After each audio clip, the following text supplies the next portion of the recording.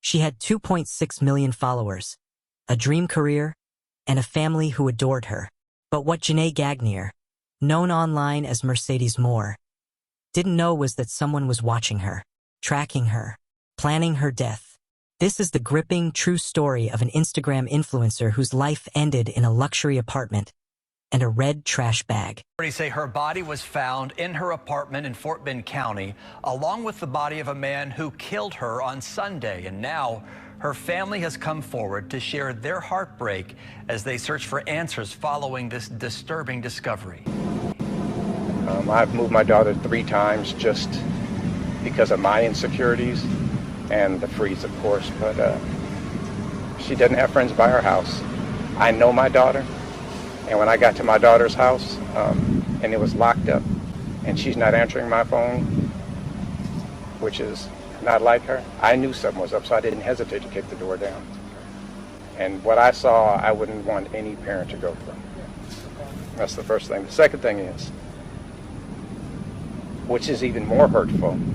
After gaining strong popularity in nightclubs, Mercedes Morr, who had more than 2.6 million followers on Instagram, was already considered famous. She was usually seen with the likes of Drake, Travis Scott, and Offset, all of whom are celebrities. Mercedes Morr decided to take her popularity a step further by opening an OnlyFans account. This way, she could meet the growing demands of her fans faster while making a huge profit on the side. Things were going really smoothly, and she had plans to take her career a step further by opening a clothing line. With her popularity, this would have earned her a massive financial boost. I use the phrase would have, because tragically, her success was cut short in the blink of an eye.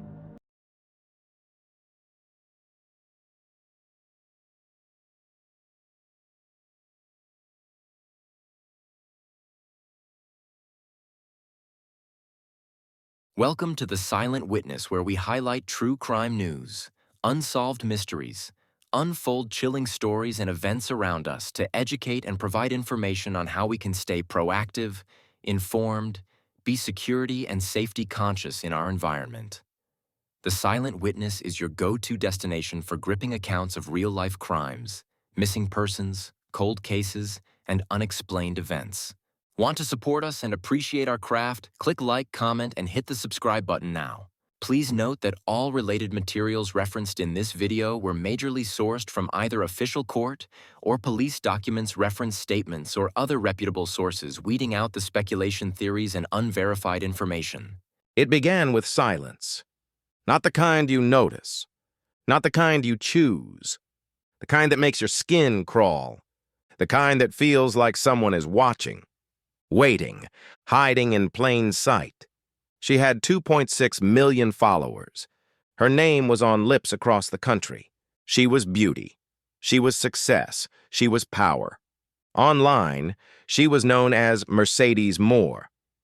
But offline, she was Janae, a daughter, a sister, a dreamer, and someone who knew someone was coming for her. This story doesn't begin with fame. It begins with fear. Because for months before she died, Janae was running, not from the law, not from a scandal, but from a stranger, a man who called her his angel, a man she never met, a man who drove across state lines just to kill her. What makes this story unforgettable is that she tried to stop it. She moved 3 times, changed her locks, changed her patterns. But what she couldn't change was what she shared. This is the story of a woman who gave the world everything and lost her life to someone who thought she owed him more. This is the story of the red bag. It was a Sunday, hot, slow, forgettable, until one call changed everything. Her father, Mark, had just gotten back from fishing. His phone rang. It was Janae's sister. Have you heard from her? Number not in 10 days. Odd, because Janae called him all the time. She was afraid lately, said her boyfriend was out of town, Said she didn't like sleeping alone anymore. Said someone had been watching. But this time, she wasn't calling. She wasn't answering. And she hadn't posted on social media in 3 days. 3 days. For an influencer with over 2 million followers, that's not silence. That's a scream. Mark drove straight to her place, a gated apartment in Richmond, Texas. She picked it because she thought it was safe. She was wrong. Her BMW was parked out front, lights off, curtains drawn. No answer. He pounded on the door. Nothing. So he did what any father would do. He kicked the door down. And what he saw I've moved will my haunt daughter him 3 forever. times just She was lying because at of the my bottom of the insecurities stairs, and not the moving. freeze, of course. Her but, clothes were torn. She doesn't have her friends by body her cold. house. I But know that my wasn't daughter. the worst part. And when I got to It my was the daughter's writing, house, scrawled and it was locked across up, the walls, and she's not in answering my lipstick, phone, like a madman's which diary. is not like her. I should have knew stayed in something was up, so I Florida. didn't have- I wish I never loved her. I was used. This wasn't a burglary. This wasn't random. This was personal. And the killer? He was still there. Upstairs, bleeding out, knife in his neck, gurgling, dying. His name was Kevin. Kevin Accordo, 34 years old. No criminal history. Just traffic violations and an obsession that drove him across the country to murder a woman who had never even met him. It's easy to say this was about OnlyFans, or social media, or vanity. But this story is deeper. It's about control, about ownership, about a man who believed she belonged to him, because she dared to exist beautifully, publicly. Let's rewind. Before the red bag, before the walls bled words, before the silence. Janae was born to parents who loved her. Her father a veteran, her mother a fighter. They built their lives from the ground up, and they raised 2 daughters to do the same. Janae was always ambitious. By 12, she was braiding hair in her garage for cash. By 18, she was modeling. By 23, she was dancing.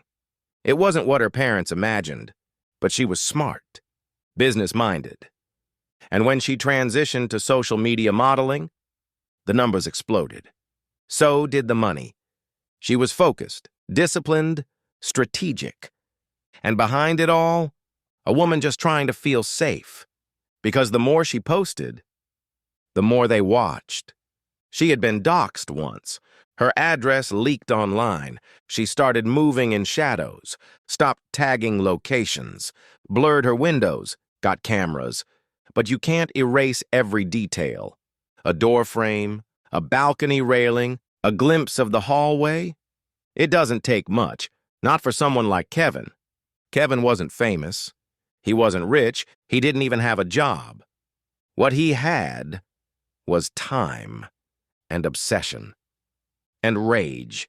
For months, he followed her online, tracked her posts, watched her live streams, sent messages that went unanswered. Then one day, he disappeared.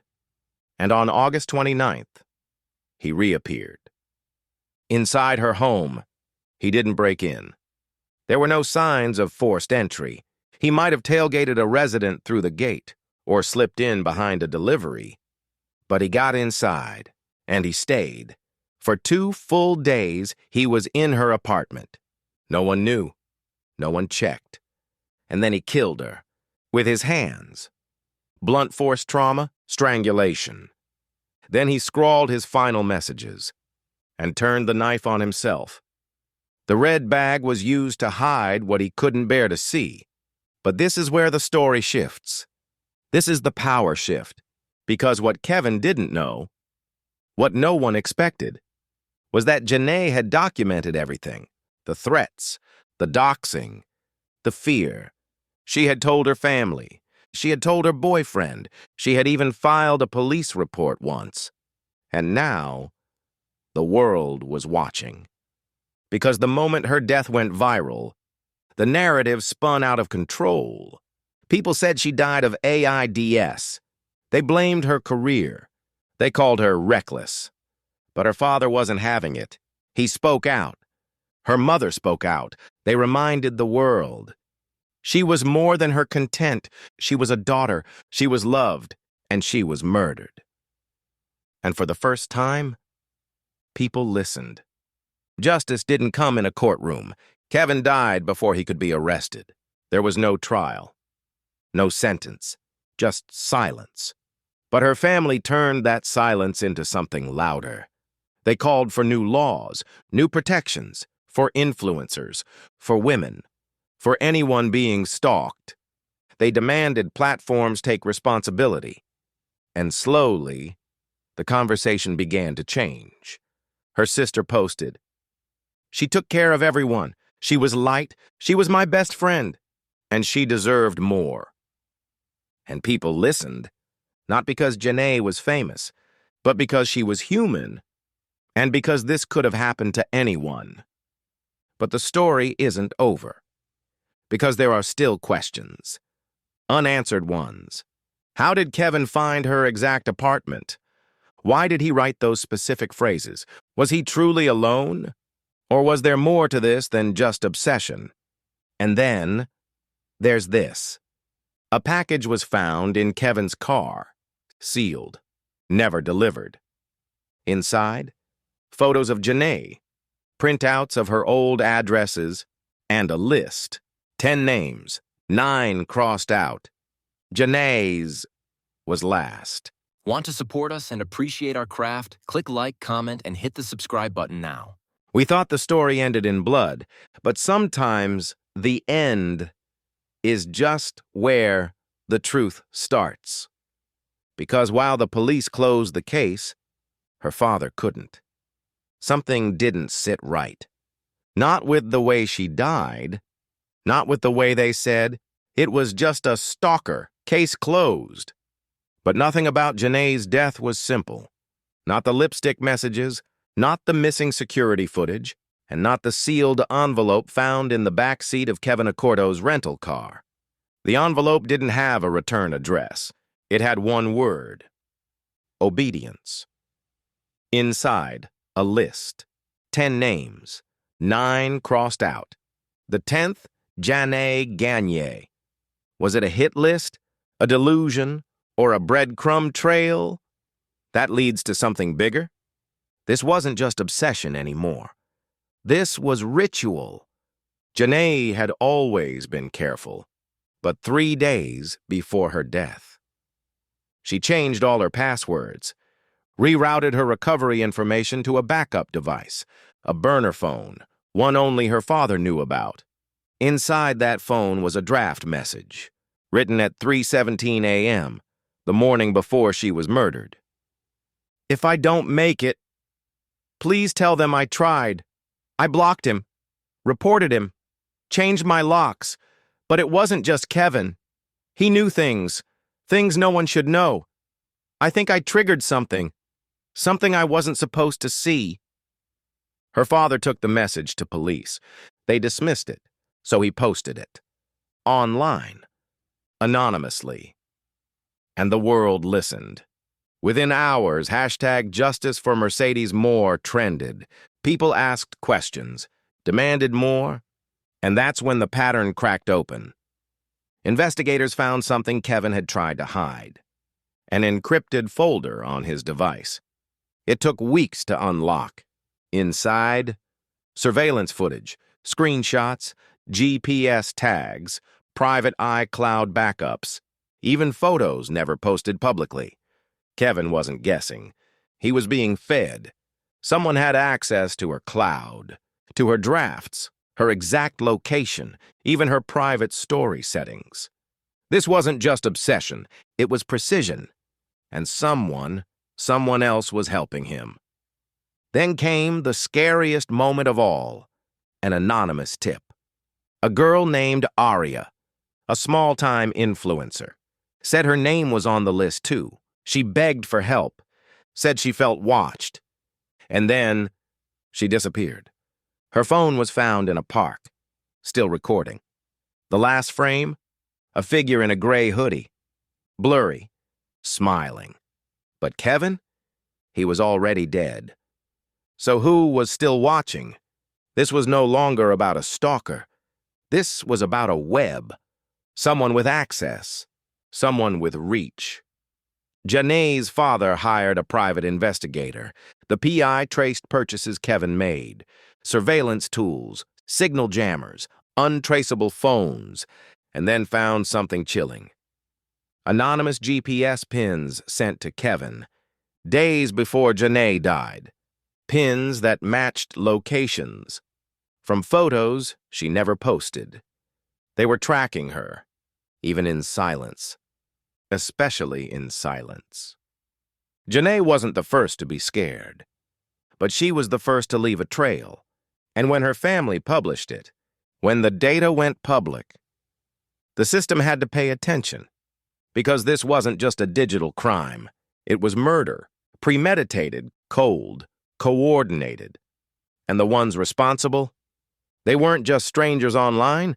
They were hiding behind screens, maybe even behind masks, but no longer in the dark. They say the people closest to you are the ones you should fear the most. But what if the real danger isn't who's beside you, but who's watching from just beyond the frame? For weeks, we believed the threat was over, that Kevin Accorto, the man who murdered Janae Gagnier, acted alone. But something still didn't add up. Not to her father, not to her sister, and not to the investigator who was still quietly working the case, because there was something Kevin left behind, something the police never followed up on. A final message. Not in lipstick, but in data. An encrypted folder. Locked behind a password only Janae would have known. It took weeks to crack. But when they did, it wasn't just Janae's name inside. It was 9 others. The same names that appeared on the handwritten list in Kevin's car. The same women whose deaths were dismissed as coincidence. But these files weren't random. They were surveillance, clips, notes, GPS tags, metadata that proved one thing. Kevin had been watching all of them, not through some twisted obsession, but through calculated, repeated behavior. It wasn't a one-time crime. It was a pattern, and Janae was meant to be the finale. The videos showed her in her last days, coming home, checking locks, looking over her shoulder. She knew something was off, and she wasn't wrong. Because the apartment complex's camera logs revealed more than just Kevin. In the week before her death, there were multiple unaccounted entries into her gated community. No records, no visitors logged. But the timestamps matched the footage. Someone was scouting her, watching when she came, watching when she left. The PI, Carson, followed the trail. He checked local rentals, surveillance store purchases, and found that someone, possibly connected to Kevin, had bought a jammer, a signal-blocking device, the kind that disables Wi-Fi cameras. It explained why none of Janae's security alerts went off, why her doorbell cam never recorded. Someone didn't just follow her. They prepared. Then, a chilling discovery. An anonymous account had sent Kevin GPS pins in the weeks leading up to her death. Pins that lined up with Janae's photos, even ones she never posted. Her private story, her drafts, her iCloud. Someone had access to her life, to her location, to her fear, and worst of all, they hadn't just stopped at her. Because days after the list was posted online, a girl named Aria, a small-time influencer, shared that her name was on it. She begged for help. She said she was being watched too. And then, she disappeared. Her phone was found in a park, still recording. The last frame, a gray hoodie. Kevin was dead. So who was still watching? This was no longer about a stalker. This was about a network of silence, a web of eyes. Women being hunted, one by one. Janae's family pushed for the case to be reopened. The FBI was briefed, and slowly, the files were verified. Across the country, 2 more women came forward. They recognized Kevin. But more than that, they recognized the pattern, the messages, the fake accounts, The gifts, the silence. Janae wasn't just the final victim. She was the first to be heard, and that changed everything. Want to support us and appreciate our craft? Click like, comment, and hit the subscribe button now. Midnight came, but the call never did. Just silence. The kind that tells you someone is still out there. But by now, Janae's story wasn't a secret. It was a fire. News outlets had picked up the pattern. The list had gone public. Influencers were speaking out. Parents were demanding change. And behind the scenes, a task force was forming. Carson and Janae's father submitted everything: the drive, the pins, the silent footage of her final day. It wasn't enough for a conviction, but it was enough to wake the system up. Within weeks, 2 suspects tied to Kevin's movements were brought in. Not murder suspects, but accessories. They had helped him get burner phones, helped him erase accounts, helped him find her. And with pressure building, other names began to surface. People who profited from control, who stayed quiet in exchange for silence. And slowly, painfully, justice began to turn. Janae's family established a foundation in her name. They spoke to Congress, to tech companies, to women's groups across the nation. And they fought for laws that would finally catch up to the reality of digital stalking. Not the kind you can block, the kind that watches through your own window. Her father said it best. My daughter did everything she could to stay safe. She moved. She went private. She called for help. But the system failed her. So now, we changed the system. And what happened to the list? It was handed to federal investigators. Every name, every note, every silent scream. Some cases were reopened, some families were contacted, and some truths finally surfaced. Truths that had been buried for too long. This isn't a happy ending. Because Janae should still be here, but it's a reckoning. And for every woman who said, "I feel unsafe," and was ignored, this time, the world listened. Want to support us and appreciate our craft? Click like, comment, and hit the subscribe button now.